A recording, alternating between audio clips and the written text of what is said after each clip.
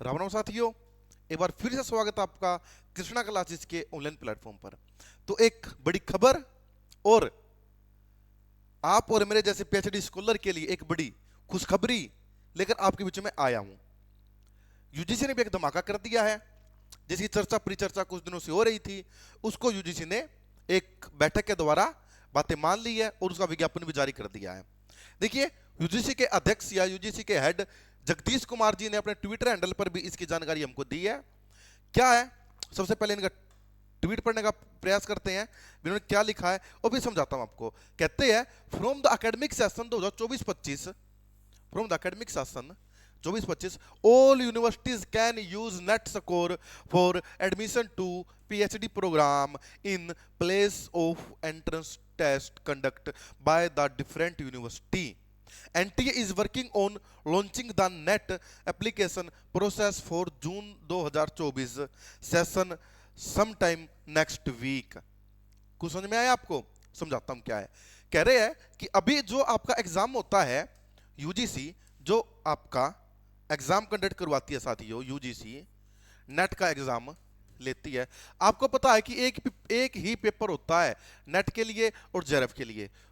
ठीक है, जो बच्चे कुछ 1% बच्चे हैं उन्हें जेआरएफ हो जाता है, उनके बाद के 5% बच्चों का नेट हो जाता है और बाकी के एसवाल हो जाते हैं। कहा जाता है जिसका जेआरएफ हुआ उसका नेट भी हो जाता है अपने आप। यानी कि जो जिस बच्चा जेआरएफ हुआ उसे 2 लेटर मिलते हैं। एक तो उसे मिलता है जेआरएफ का अवार्ड लेटर और एक उसे मिलता है नेट का सर्टिफिकेट। यानी जिसका जेआरएफ हुआ है वो असिस्टेंट प्रोफेसर के लिए तो एलिजिबल है ही है, साथ में वो फेलोशिप के लिए एलिजिबल हो जाता है और पीएचडी में एडमिशन ले पाता है। अब तक की प्रोसेस ये थी, आपको पेपर कितने देने थे साथियों? आपको एक ही पेपर देना था जेआरएफ के लिए और नेट के लिए। 2 सत्रों में पेपर होता था, कुछ का जेआरएफ होता था, खुद का कुछ का नेट होता था। अब यूजीसी ने एक बड़ी ही अपडेट कर दी है इसके अंदर। कहते हैं अब जो विभिन्न विभिन्न यूनिवर्सिटियां, सेंट्रल यूनिवर्सिटी और स्टेट यूनिवर्सिटी अपने स्तर पर पीएचडी में एडमिशन करने के लिए आपका एंट्रेंस टेस्ट लेती है, एडमिशन टेस्ट लेती है, एंट्रेंस टेस्ट लेती है। कुछ यूनिवर्सिटियां खुद लेती है तो कुछ सेंट्रल यूनिवर्सिटियां एनटीए से भी करवाती है वो कंडक्ट एंट्रेंस टेस्ट। वो कहते हैं आगे से एंट्रेंस टेस्ट नहीं होगा। कितनी बड़ी बात है साथियों, आगे से आपको पीएचडी में प्रवेश पाने के लिए एंट्रेंस टेस्ट नहीं देना, आपको यूजीसी नेट का पेपर देना है साथियों केवल। अब कुछ का जेआरएफ होगा, कुछ का नेट होगा और कुछ बच्चे पीएचडी में एनरोल कर पाएंगे इसी पेपर के द्वारा। आपका इधर से स्कोर कार्ड बनेगा साथियों। आई बस में नहीं आई? मान लीजिए जिसका जेआरएफ हो गया साथियों, जिसका जेआरएफ हो गया वो पीएचडी की फेलोशिप में, वो पीएचडी की फेलोशिप के लिए भी अप्लाई कर सकता है, वो असिस्टेंट प्रोफेसर के लिए भी अप्लाई कर सकता है और उसका पीएचडी में एडमिशन भी हो जाएगा आराम से। आपके स्कोर कार्ड बनेंगे। आई बात समझ में नहीं आई? जैसे कुछ समझाना प्रयास करता हूं। जैसे ये यूजीसी ने कुछ जारी किया है, क्या है ये? देखिए बिल्कुल वैलिड है, मनीष कुमार जी के साइन है यहां पर, बिल्कुल वैलिड चीज आपको बता रहा हूं। देखिए ये 3 तरह के बच्चे यहां पर बताए गए। उन्होंने कह रहे हैं कि सर 3 तरह के बच्चे होंगे। कैसे कैसे? कैटेगरी 1, कैटेगरी 2 और कैटेगरी 3। अभी तक कैटेगरी कितनी थी? 1। अभी तक कैटेगरी 2 थी साथियों। एक तो वो कैटेगरी जिसमें जेआरएफ होता था, एक वो कैटेगरी जिसमें नेट होता था। अब 3 कैटेगरी बन गई है साथियों। तीसरी कैटेगरी देखिए, एडमिशन फॉर पीएचडी ओनली। जिसका जेआरएफ हुआ है उसका जेआरएफ तो हो गया, वो असिस्टेंट प्रोफेसर के लिए भी एलिजिबल हो गया और वो पीएचडी एडमिशन के लिए भी हो गया, एलिजिबल हो गया। दूसरा, जो जेआरएफ से रह गया और जिसका सिंपल क्या हुआ है, आप कहते हैं नेट हुआ है, वो जेआरएफ तो उसका नहीं हुआ लेकिन उसका क्या हो गया? नेट हो गया और पीएचडी में एडमिशन भी ले पाएगा।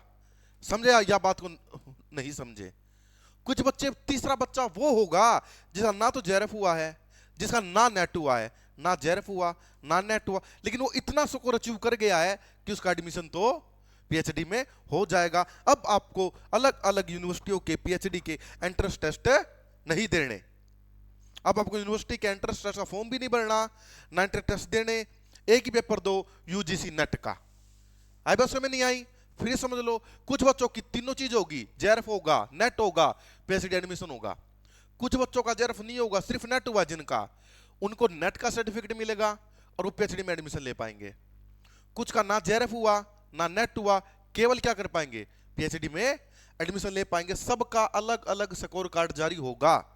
एक बड़ी बात और यहां पर जान लो आप, जो ये पीएचडी वाली बात है ना, जो पीएचडी का स्कोर कार्ड है वो केवल 1 वर्ष के लिए वैलिड रहेगा। मान लीजिए आपने 1 वर्ष के लिए यहां पर इस चीज को क्वालिफाई कर दिया, यहां पर आप क्वालिफाई हो गए, आपको 1 वर्ष के अंदर कहीं पर भी पीएचडी में एनरोल करना पड़ेगा, आपकी मजबूरी है, नहीं तो पेपर दोबारा देना पड़ेगा। कितने वर्ष की बात बता रखी है यूजीसी ने इसकी, 1 वर्ष की। और जगदीश कुमार जी ने ट्वीट करके बताया है कि अगले हफ्ते हम सब कुछ जारी कर देंगे, सब कुछ आपको अच्छे तरीके से बता देंगे। अभी तक हमको ये चीजें मिली है साथियों, समझ गए आप। अब इसका पेपर कब होना है ये देख लो, ये पेपर होना है अब इसका जून 2024 का सेशन का पेपर होना है, जून 2024 का, जो 10 से लेकर 21 जून तक चलेंगे। तो साथियों इसमें जी जान से जुट जाओ। इसके बाद पेपर होगा आपका दिसंबर में। अगर आप यहां पर जी जान से जुट जाइए, या तो आपका जेआरएफ होगा, बहुत अच्छी बात, या आपका नेट होगा, बहुत अच्छी बात, या केवल आप पीएचडी में एडमिशन ले पाएंगे। 3 तरह के बच्चे यहां पर देखने को मिलेंगे अब आपको। अभी तक 2 तरह के बच्चे थे, अब कितने तरह के बच्चे हो गए यहां पर, 3 तरह के। तो तैयारी में जुट जाइए, एक बड़े स्तर पर, रणनीतिक स्तर पर, युद्ध स्तर पर तैयारी शुरू कर दीजिए। जगदीश कुमार जी ने भी आपको सही बातें बता दी है और मैंने भी आपको बातें बताने का प्रयास किया है। जगदीश कुमार जी यूजीसी हेड, ये चीज देख कहते हैं session some time next week सब कुछ क्लियर कर देंगे आपको। It's okay. तो अब कृष्णा क्लासेस भी आपके लिए बैच लेकर आ रही है। एक इसी प्रकार का बैच मैंने एक तैयार किया है। किस प्रकार का, ऐसा बैच जो बच्चा जेआरएफ करना चाहता है उसके लिए वो उसमें ऐड हो सकता है, जो नेट करना चाहता है वो उसमें ऐड हो सकता है, और तीसरी तरह का नया बच्चा, नया कैंडिडेट जो केवल पीएचडी में एडमिशन पाना चाहता है वो भी इस बैच में ऐड हो सकता है साथियों। ठीक है, आपके लिए बैच शुरू हो चुके हैं, जल्द से जल्द आएंगे, इंक्वायरी करेंगे और एडमिशन ले लेंगे। सीटें सीमित है और शीघ्र पंजीकरण करें आपका। ठीक है साथियों, तब तक के लिए नमस्कार, जय हिंद।